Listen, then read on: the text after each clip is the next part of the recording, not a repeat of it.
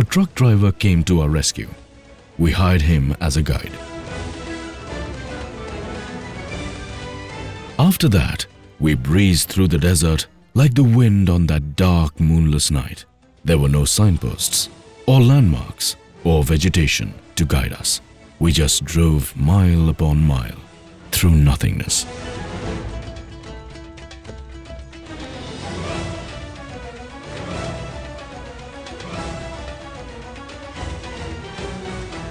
With a history and traditions that can be traced to the dawn of civilization, the Nubians settled along the banks of the Nile, developed one of the oldest and greatest civilizations in Africa. Many of the Nubian villages are open-air museums.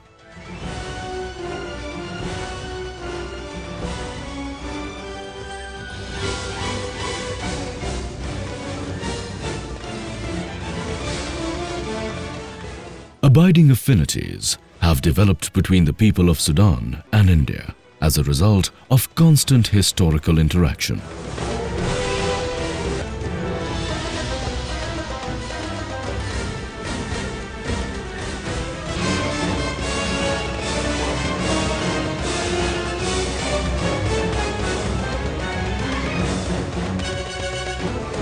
Khartoum, the capital of Sudan, is the confluence of the Blue Nile and the White Nile.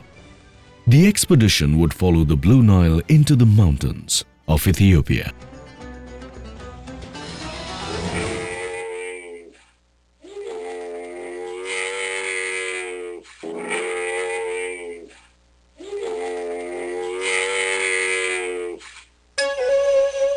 Today, Ethiopia is a poor country with a rich history. In the past 3,000 years, the country has spawned great civilizations. Gondar, nestled in the foothills of the Simien Mountains, was our first destination in Ethiopia. The two-storied 17th century palace of Emperor Fasilidas is said to have been the work of an Indian architect.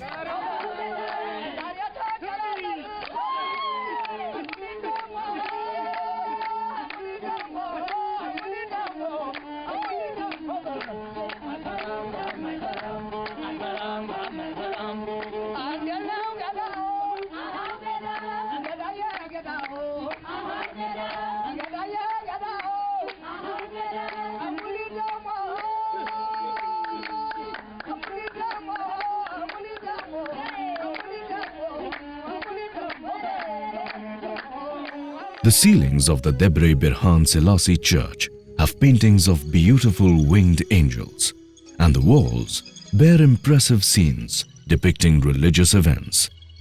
180 kilometers away from Gondar is Lake Tana, the largest lake in Ethiopia and the source of the Blue Nile. Even today, papyrus boats sail the lake, just as they did 5,000 years ago. The lake's islands are dotted with 15th century monastic churches that are still in service today.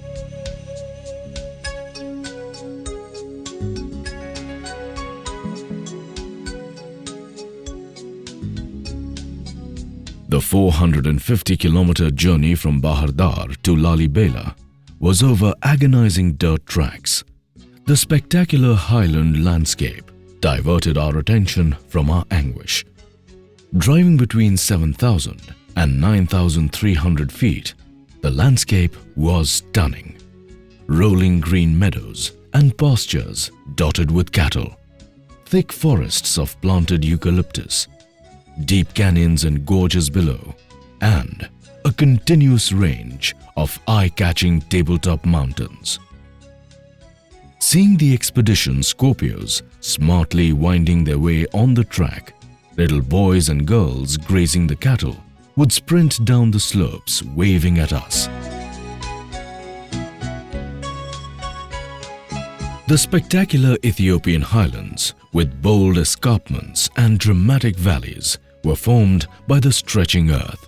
Millions of years ago, the heat from Earth's mantle bowed the crust like a great dome, lifting the highlands. The dome eventually cracked, forming the 480-kilometer long trough of the Rift Zone in Ethiopia. The Ethiopian highlands are far cooler and moister than the surrounding lowlands. Although plagued in recent years by drought, this area is, in normal times, an agricultural island in a desert sea. Lalibela lies on a natural 2,600-meter rock terrace surrounded on all sides by rugged and forbidding mountains. Known as the Second Jerusalem, Lalibela now bears the name of the 12th century king, whose legacy to Ethiopia was 11 rock-hewn churches. Physically cut from the rock on which they stand, these towering edifices seem superhuman in scale, workmanship and concept. Some lie almost completely hidden in deep trenches, while others stand in open quarried caves. More than mere monuments, the Lalibela churches are a living link with the past and testify to the power and spirit of the Christian faith in this ancient land.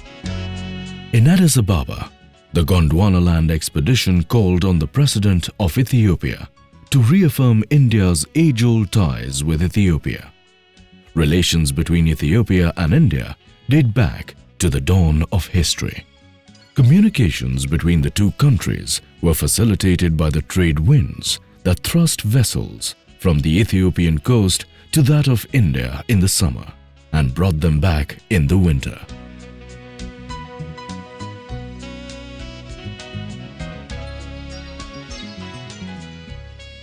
Leaving Addis, we drove once again into the Great Rift Valley, stopping now and then to curiously observe and record its distinguishing features.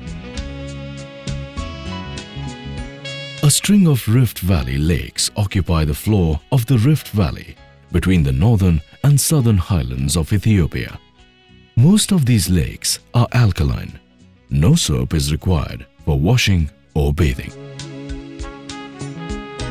The Kenyan authorities received the expedition warmly and provided us with armed security to escort us through the bandit-infested areas that we would be traversing for the next 2 days. The rough and frustrating track, made worse by the rains, fully tested the ruggedness of our Scorpios and the patience of its occupants. Driving 18 hours a day on broken, rippled roads, we could only average 20 kilometers an hour, but got to our destinations before our teeth fell out of their sockets. The Dida Galgalu Desert was green and inviting at this time of the year, giving no indication of its deathly black bleakness during the dry season. The nomads, herding donkeys, cattle, goats and camels, were happy to get good rains this year after several consecutive years of drought that had decimated their stock. Between Isiolo and Nairobi, we crossed the equator.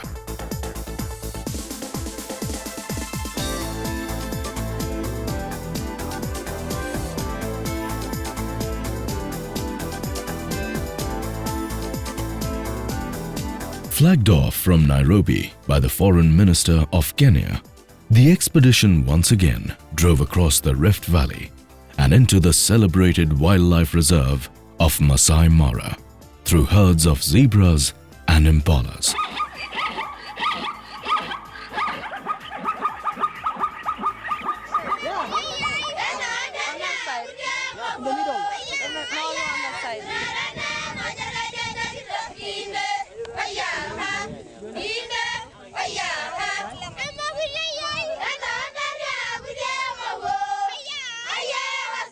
Crossing the Mara River, where it flows into Lake Victoria, the expedition reached Serengeti, the endless plain. The plain itself is a product of volcanism. Its layer of carbonatite ash perhaps exploded from the now dormant Kerimasi volcano. Rains turn this unusual ash into a hard pan impenetrable to the tree roots, leaving the plains to shallow-rooted grasses. The grasses nurture more than 1 million wildebeests and 200,000 zebras.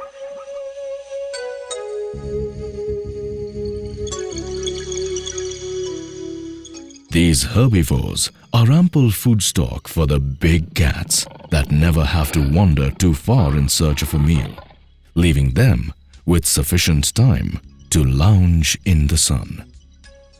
Increased aridity over the past few thousand years has shrunk the soda lakes in Rift Valley, concentrating their minerals into corrosive alkaline brine, inhospitable to most aquatic life. Free from competition, bacteria and algae thrive. They in turn support millions of pink flamingos whose sieve-like bills strain the water for food.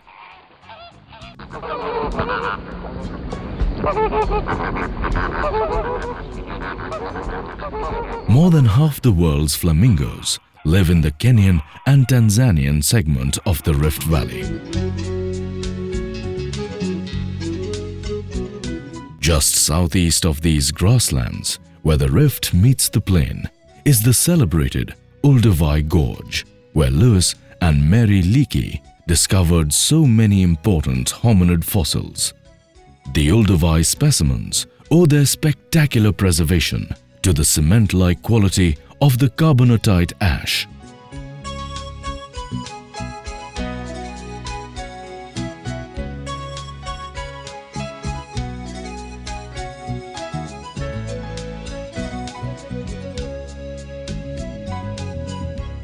Further southeast of Olduvai lies East Africa's largest caldera, Ngorongoro. Born about 3 million years ago in a titanic explosion and subsequent crater collapse, Ngorongoro today contains one of the planet's best game preserves. Most of Africa's game reserves are either in or along the rift, on land too dry or rugged for agriculture. Ngorongoro is special. Its deep crater walls make a natural border, separating game inside its rim from the encroaching farms and ranches. The naturally protected wildlife living in Ngorongoro's 20-kilometer wide basin attracts tourists and badly needed foreign currencies.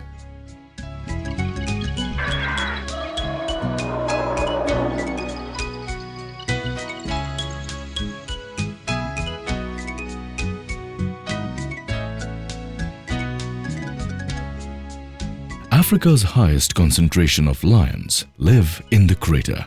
However, these fearful animals have warmed up to humans and their machines. Sociable and loving like pussycats, we could have petted them had we wanted to, but showed great sagacity in not doing so.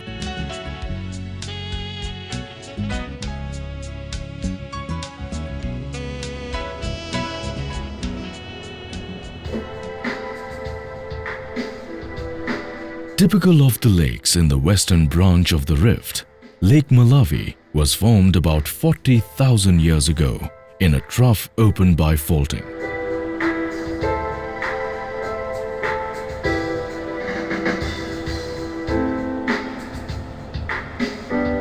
Lake Malawi has more fish species than any other lake in the world, and almost all of them are endemic. They are found only here and nowhere else.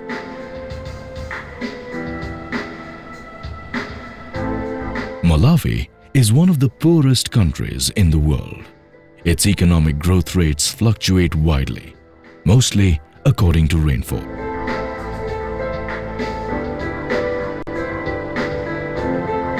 Zambia's vibrancy is evident at the Pakati Sunday Market at Lusaka Arcades.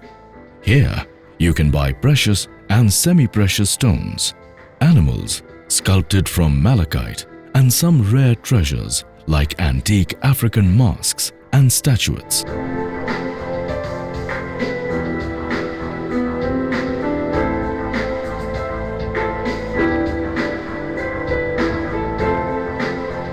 As we moved south, entering sub-Saharan Africa, the prevalence of AIDS got higher. 1/5 of Zimbabwe's adult population is living with HIV. 3,000 die of HIV/AIDS-related illnesses every week. The country has 1 million AIDS orphans. a higher number of orphans in proportion to its population than any other country in the world. The expedition members spent a memorable evening with some of these children.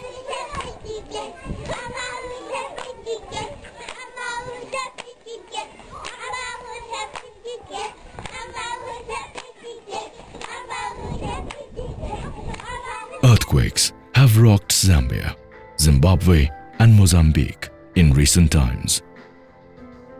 Quakes were not known in these areas. Both the shaken leaders and the citizens were worried.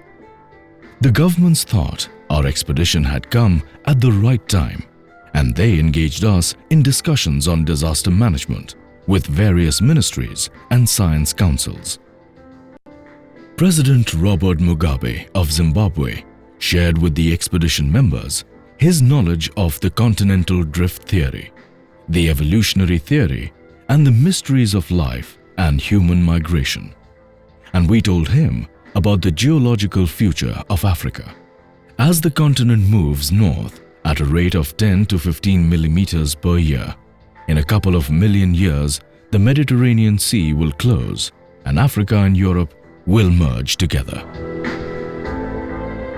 President Armando Guebuza of Mozambique, recalling the recent earthquake, wanted the expedition scientists to come back again to his country and assist in developing local expertise in ornithology, botany, anthropology, and geology.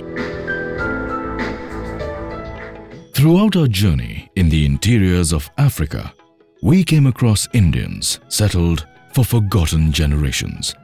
Here, in Inhambane, on the Indian Ocean coast of Mozambique, are 52 Indian families whose forefathers had migrated 3 to 4 generations ago.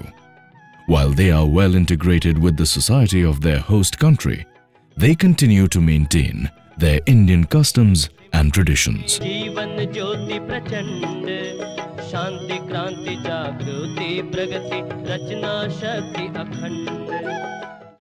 However, in New Africa, the society is in transition as it blends and fuses with Western culture. Nowhere is this fusion more evident than in bars and dance clubs, where African rhythms mix with Western hip-hop to shake up a cocktail of sweaty fans. Music is the heart of Maputo, and every night of the week, there's somewhere to shake your booty.